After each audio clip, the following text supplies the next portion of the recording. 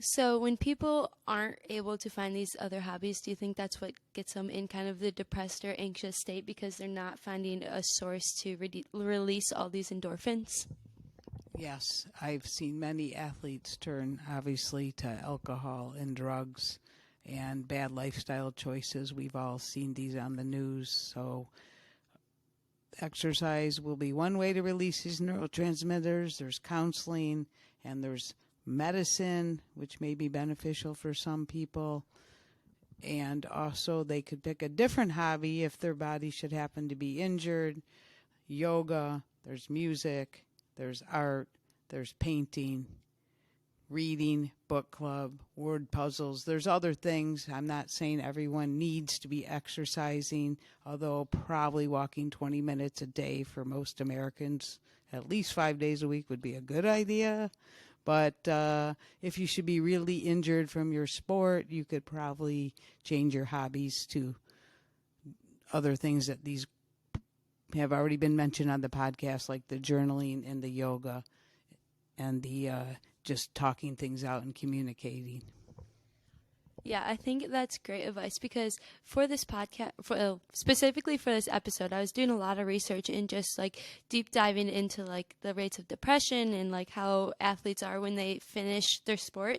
There's actually not a lot of research about athletes and their depression after the sport. There's a lot of it when they're within the sport and when they're like actually competing, but when they're done, there's a huge gap in the exploration of the link between the serotonin and your depression levels and all these things that athletes are experiencing after. So overall, like the whole point of this podcast is maybe even to get the word out there that there's not a lot of research, and this is something that a lot of athletes are like going through. As I've mentioned before, 40% of athletes when they retire are getting these like depressive feelings because maybe, as my mom mentioned, they don't know how to release these new like chemicals that they're so used to releasing every single day.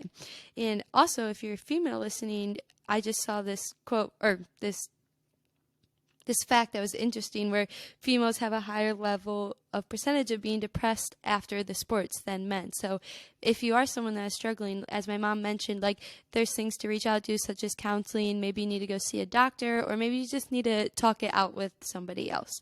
So Mom, you've mentioned a few of these mental health issues that you went through and like why it could be hard for others, like the scientific reason. Could you maybe talk a little bit more about anorexia and maybe if you're struggling with that, what's like the best way to go through it? Because I don't know if this is okay to mention, but I know you said like when you're going through it, like you would eat like celery every day because you're scared of what you're going to eat. So I'm sure like athletes nowadays are still struggling with that. So can you maybe just touch point on that? Well, from the medical perspective, there is a 20% death rate actually from anorexia and bulimia over time. I don't know if a lot of people know that because eventually the lack of nutrition or the bulimia is going to cause heartburn, teeth problems, and then the anorexia can cause different cardiomyopathies and muscle wasting and arrhythmias. So obviously everyone wants to look good for their sport, but I think now the culture's a little bit better because they're promoting protein and healthy diet and lean body mass, but not to the point of anorexia. So I don't really see so much anorexia anymore, maybe more bulimia, but neither of them are good for your overall health because your heart, your brain, your muscles, they need the appropriate electrolytes, fluids, glucose, carbohydrates, fats, and proteins to function. That is super interesting. Like I've obviously heard about it like from not a scientific level, but now that you explained it more, I think I actually understand it more. Because I do know even like in college, I remember some girls would really struggle with eating in their food intake because they were nervous of what they would look like in their body image. And also they were just always nervous they were eating too much. But I mean, not, and then when they were done, I'm sure they're probably still struggling, or they might not be, but I know that is something at least a lot of girls do struggle with. And I've talked with a few of my male friends who have also struggled with that and with like seeing how much they could intake and stuff like that. So I just have a few more questions. Well, you did say that you've repurposed yourself through like triathlons and Ironmans. Do you know like I don't know what to ask. What else I did? Can you So I know that you've repurposed yourself through your job and also obviously through having me and my brother and just running triathlons and marathons, but can you touch on some more things? Okay, when I finished, and actually while I was doing gymnastics, most of the time I always coach kids. I obviously love kids. That's why I'm a pediatrician. And I love coaching kids. So when I was at Wisconsin, I stayed almost all the summers, coached the kids in the gymnastics camps. When I came back to medical school, I coached the kids. Also in gymnastics, I coached the kids at the YMCA in gymnastics. I ran the cross-country team at my kids' middle school. And I just love to coach kids.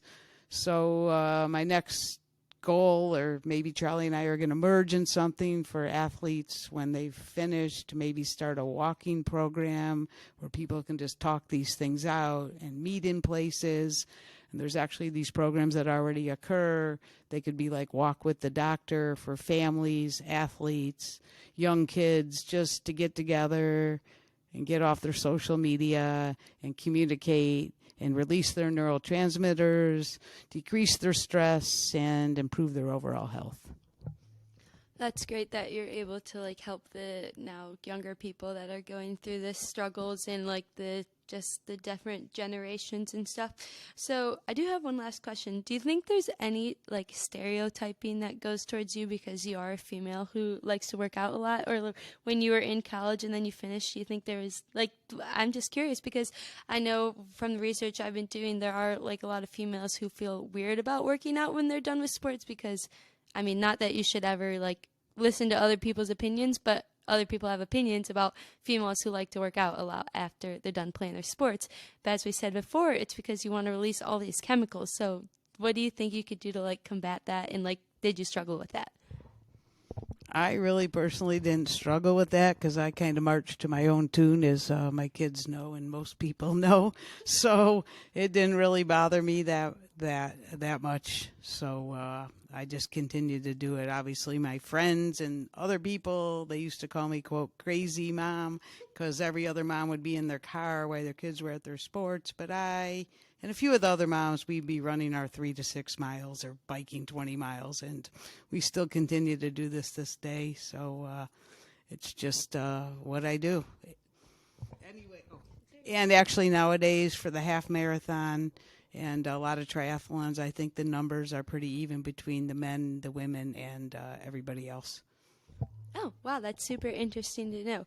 All right, so just to end, can you give us maybe like a few tips, like your top tips and your top goes-tos for repurposing yourself after sports and like what has worked best for you and what you think like people listening should be doing, especially like based on all the scientific stuff we talked about?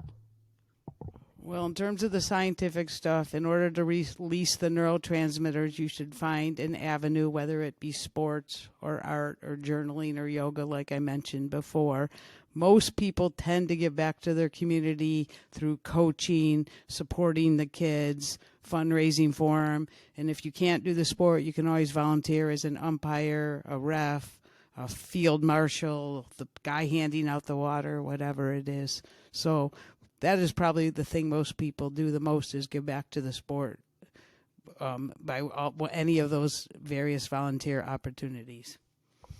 Amazing. Well, Mom, thank you so much for coming on. You're my inspiration for a lot of the things I do. I don't think I would have like started this podcast if I didn't like hear about all your stories and everything you've gone through. So huge shout, such an inspiration, not only to me, but to so many of my friends. Like so many of my friends are like, wow, when I grow up, I inspire to be like your mom. Like I want to be as active as she is. I want to like live a healthy lifestyle like she is. So if anyone is struggling with that and needs even more tips than this podcast, I'm sure my mom is more than happy to talk with you about like what she did and how she got through things, because I know she's helped a few of my friends before.